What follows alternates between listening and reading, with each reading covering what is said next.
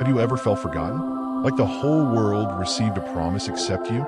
That's the story of Ishmael, a name not many people know in depth, yet it carries the weight of pain, rejection, and surprisingly redemption.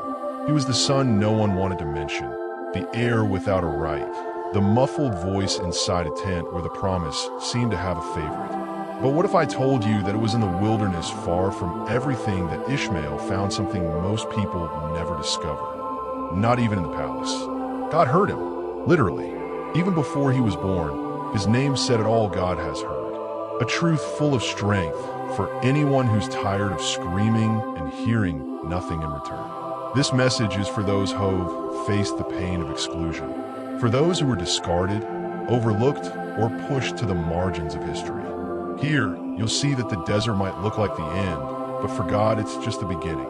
And maybe, just like Ishmael, your journey is only getting started right where everything seemed to fall apart. It all began with a promise, but not the kind that brings peace right away. Ishmael's story was born in pain, anxiety, and a rushed plan. Abraham had received a divine word that he would become the father of many, but time passed, and still no son. That's when Hagar, Sarah's Egyptian servant, came into the picture. She didn't ask to be the mother of a promise, but she carried in her womb the weight of a human attempt to fix a divine plan. And so, in the middle of jealousy and tension, Ishmael was born. His name was no accident. God has heard, that was the message embedded in the name the angel announced before he was even born. That already said a lot about Ishmael's mission. He would be remembered as someone whose pain didn't go unnoticed in heaven. Imagine carrying from the cradle an identity that screams both pain and answered prayer. It's as if life were saying, I see your struggle, and your voice has reached God. How many of us would love to have that reminder carved into our name? But not everything about his birth was cause for celebration. Ishmael was, yes, Abraham's son, but he was also a living reminder of a misstep. When Sarah saw Hagar's belly growing, she felt threatened. The atmosphere turned unbearable. And even before he could understand the world, Ishmael was caught in a dense family conflict where love, jealousy, and destiny crossed paths in silence. Growing up in a place like that leaves deep marks. It's not so different from many homes where love exists, but is suffocated by comparison and unresolved tension.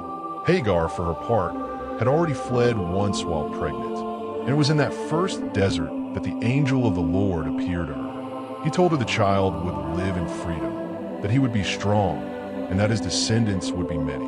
It was there, near a spring of water, that the promise over Ishmael was sealed. Water, which quenches thirst in the desert, became a symbol of provision in the midst of pain. Whenever you think of Ishmael, remember this: wherever there's thirst, there's a hidden well if only God opens our eyes. Ishmael's birth is the kind of beginning no one chooses, but that God transforms.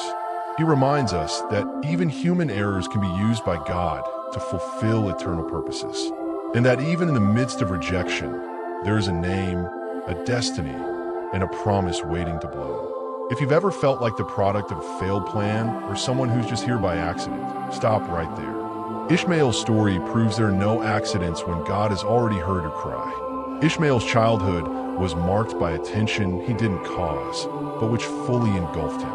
Imagine growing up in an environment where every simple gesture, a look, a laugh, a toy left behind, carries layers of meaning. Sarah never saw Ishmael as a son, but as a threat.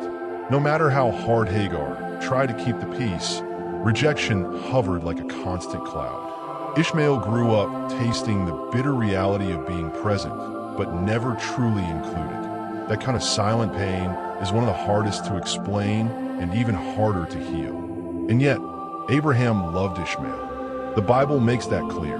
He wasn't an absent father, but he also couldn't protect his son from the emotional poison that had spread through the household. The family conflict grew in silence, like a crack no one wanted to acknowledge.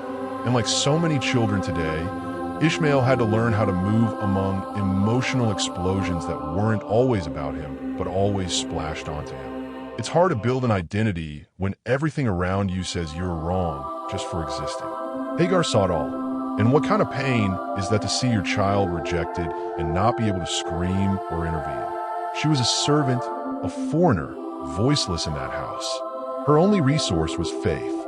And it was that faith that sustained both of them, a faith that listens without noise, that strengthens in silence, that feeds even when there's no table set.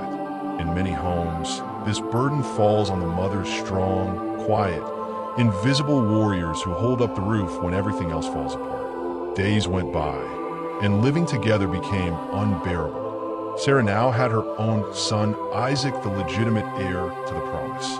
And what had once been just tension turned into a decision. Ishmael had to leave. The rejection stopped being subtle. It became a decree, a burden that spans generations and reaches us today. How many times do we cast out not with words, but with glances, gestures, or subtle exclusions? Ishmael wasn't rejected because he did something wrong, but simply because he didn't fit the plan others accepted. And hay race where rejection connects to redemption. Because even when sin away, Ishmael didn't leave God's radar. His name was still valid. God has heard. The spiritual message remains. Human silence never cancels the sound God hears. If you've ever been left out, forgotten in the group, ignored by relatives, know that God still sees. He still hears. He doesn't measure promises by human standards. Ishmael learned this early and survived a pain many carry for life. The day of exile came like a clean cut. No negotiation, no ceremony, just the decision. Ishmael and Hagar had to go. Abraham, torn inside, obeyed divine instruction, but that didn't make the moment less cruel. Imagine a father handing his son a water skin and a piece of bread and nothing else. A desert ahead, a burning sky above, and one question echoing inside: how could God allow this? The pain of goodbye wasn't just physical, it was existential. Hagar walked as far as she could, but in the middle of the desert, her strength gave out. The water ran out, and hope evaporated with the heat. In a heart-wrenching act, she placed a boy under a bush and walked away, so she wouldn't have to watch him die. That wasn't just a mother's drama, it was a picture of many people today who feel powerless before the pain of their loved ones. How many mothers, fathers, siblings, friends have felt that way, with nothing left to give? They sit apart and weep, as if the ending had already been written. But right there at that so-called ending, God wrote a comma. The Bible says God heard the boy crying. Yes, he heard, just as promised. And then an angel appeared and said, "Do not be afraid." Notice the scene, the world collapsing. Hagar collapsed, Ishmael weak, and heaven responds. A hidden well is revealed. Water flows, and what looked like a death sentence becomes a turning point. That's how God works. When everything seems over, he shows there's still a source, we just hadn't seen it yet. The well in the desert wasn't just a practical resource. It was a symbol, a reminder that where others see an end, God plans provision. How many times have you walked through deserts, emotional, spiritual, financial, thinking you would die of thirst? And then suddenly, something changes. A phone call, a word, a new beginning. The well appears, not by magic, but because God still listens. He doesn't ignore muffled cries or despise the tears spilled on the hot ground of rejection. Ishmael's exile wasn't punishment, it was preparation. The desert taught lessons palaces never will. Pain became part of his identity. Scarcity became a school of faith, and solitude, a training ground for hearing the divine. If you're living through your personal desert right now, maybe Ishmael's story is your reminder that not every exile is a defeat. Sometimes it's just a path God uses to open your eyes to the well you haven't yet seen. After the desert came not rest, but the challenge of building a life from nothing. Ishmael grew up far from protective walls and comforting traditions. His classroom was the hot sand. His library, the tracks of animals. His teachers were hunger and wind. There, under the scorching sun, he became an archer not just with arrows, but with decisions. Every choice was a matter of survival. And that made him hard, yes, but also incredibly free. The absence of privilege shaped his character. Ishmael had no naming ceremonies, no guaranteed inheritance, but he had something even rarer: resilience. He learned to listen to the wind, to respect nature's rhythms and to wait for the right time. While others studied laws and lineages, he followed tracks and hunted what he needed. His training was wild, yes, but deeply spiritual. Because in the silence of nothingness, we hear what truly matters. And who was always by his side? Her Hagar, the woman who, even without social status, became a model of steadiness. She didn't just love him, she shaped him. Surely there were days she had no answers, yet still offered her presence. Her silent strength taught more than 1,000 speeches. How many times is a mother's, a mentor's, or a friend's steadiness the only shield we have? Hagar held Ishmael up when the world said, "You won't make it." And he did. Ishmael became a symbol of autonomy. He didn't depend on thrones or validation. His life moved at a different pace. Growing up in the desert didn't make him less, it made him deep. And that raises a powerful question: what really defines a man? His lineage or his experience? His blood or his journey? Ishmael may not have inherited Abraham's wealth, but he inherited the courage to begin again. And let's be honest, that's worth more than buried gold. Ishmael's freedom came at a cost: toughness. But that toughness wasn't coldness, it was endurance. He learned to fall and rise, to lose and rebuild. And that prepared him for something greater: to lead, to multiply, to leave a legacy. When you're forged by the desert, storms don't shake you easily. And maybe that's why Ishmael's name still echoes today as a call to survive with dignity.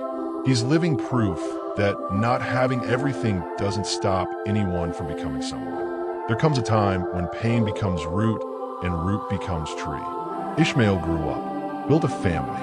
He married an Egyptian woman, maybe to reconnect with his mother's past. And in the silence of a desert, his sons were born, 12 in total. 12 princes, just as God had promised. And so, the rejected boy became the patriarch of a nation. A nation not born in palaces, but in the dry trails of endurance. Ishmael didn't build cities with walls. He led through presence, not scepters. His people were nomadic, but respected. Masters of trade routes, keepers of desert secrets, and paths between sand-covered mountains. It was a kind of leadership that didn't shout, but earned respect. He became the kind of leader who knew every detail of the land he walked, because he had bled on it. That's how true patriarchs are born, not through titles, but through scars. And God's promise was fulfilled. The one many thought would die of thirst, now fathered princes. That says a lot about how God works. He doesn't need a stage, he needs a willing heart. And if Ishmael had anything from the start, it was that a heart that, though wounded, kept beating with faith. It's easy to lose hope when you're rejected. What's hard is to build a legacy without relying on the approval of those who cast you aside. Ishmael's leadership was different from Isaac's. While Isaac inherited, Ishmael conquered. While one built on solid ground, the other shaped his story with sand in his hands. But look, both were blessed. Both left a lineage that shows us God's plan doesn't always follow the same pattern, but his purpose is always steady. Ishmael teaches us that even outside the ideal path, you can still reach where God wants as long as you keep walking. Being a patriarch doesn't mean being at the top, but at the center of responsibility. And Ishmael carried that to the end. The Bible says he died at 137 years old and was buried beside Abraham. Yes, beside his father. The same father who had to send him away now welcomed him in eternity. A subtle gesture, but filled with reconciliation and honor. Ishmael wasn't remembered as the rejected, but as the fulfiller of a promise that crossed generations. Ishmael may not have inherited the promised land, but he inherited something even more powerful, a legacy that survived time. His name echoes not just in ancient maps, but in the memory of millions. He became a symbol of a strong, enduring nation shaped by wind and faith. And that reminds us that identity isn't what others say about us, it's what we build even when no one is watching. Ishmael didn't need the spotlight. He had a story. The tribes that descended from his son spread throughout the Middle East, forming a network of nomads, traders, and warriors. They dominated paths that few dared to walk. And it all began with a rejected boy under a bush in the desert. It's amazing how the places of greatest pain can become cradles of revolution. How many times have you had to start over, thinking everything was lost? Well, maybe today's desert is tomorrow's fertile ground for your legacy. Ishmael's spiritual memory is also powerful. He is remembered by his name God has heard. That's no small thing. It's a constant reminder that even when we're forgotten by people, God is still paying attention. In times of silence and confusion, remembering that He hears can change everything. Try take a moment today, close your eyes, and say what's stuck in your chest. You don't need to scream. God heard Ishmael before he was even born. He can hear you too. Ishmael's story also rescues the importance of having your own identity. He didn't live in anyone's shadow, not Abraham's, not Isaac's. He made his own path. In this age of constant comparison on social media, that's pure gold. Maybe you don't have the same talents, opportunities, or applause as others, so what? Ishmael didn't have the stage, but he had the desert. And that was enough for him to discover who he truly was.